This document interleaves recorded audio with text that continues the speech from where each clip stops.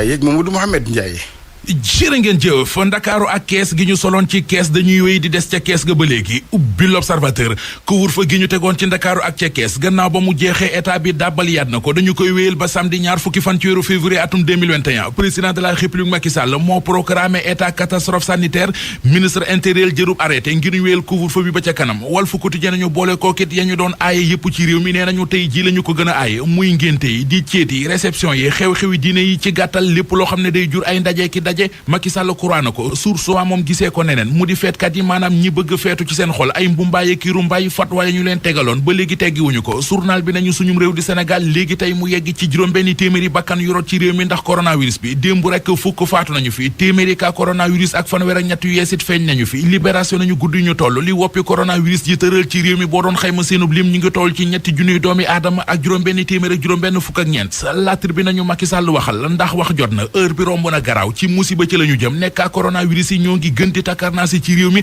ñi muy faat ci réew mi lim ba ëpp na ab xiifit mi ngi bëgg a yóbbu askan wi sil xafaar nit ñi sonn nañu nit ñi jaxasoo nañu anki dina kay xamal ñu ne ci réew yi nga xam ne mbas mi fa la ëppee lu mu faat ci dénd bu Afrique bi suñum réew di Sénégal ma nga cee dellu gannaaw ndànk-ndànk terewul nag jaloore ji ñu defoon ci xeex Covid 19 bi ba tax mu jëloon deuxième place ci àdduna bi loolee mi ngi koy ñàkk ndax muy Sénégal di Gànnaar Mali Afrique du Sud ak Nigeria deuxième wàgg gi ñu dund ci coronavirus bi ñoo nga cee daj lu dara jarul Vox Populi nañu dëgg la coronavirus bi ma ngi faat waaye am na it ñeneen ñuy faatu ci réew mi ci anam yu gaaw te yéeme ni ci benn semaine rek nemmeeku nañu fi juróom-benni doomi aadama yu ñàkk seen bakkan ci anam yu doy waar mu di ci Ndakaaru di ca Touba ak ca Nioro fu ca nekk dégg nañu fa ku faatu mbaa ñu faatu ci anam yu yéeme la si ne kay nañu kuréel gii di association des maires du Sénégal li mu ñàkk ci ay membaram ci juróomi weer yi ñu génn kenn xamul lu mu toll ne Magaye Gaye maire bu Maka Yob dem na Soni Guignane maire bu Thialé Ndial gi dem na Amadou Bekay Diop maire bu Ross Béthio dem na Abdou Ndaw maire bu Mbadiane dem na Idrissa Diallo maire bu Dalifort dem na maire bu Mbella Kadiaw dem na Pape Diop maire bu Koki dem na Malang Thiam maire bu Jululu dem na ñu dem ci journal lii quotidien fekki fa maire bu Ndar di Mansour Faye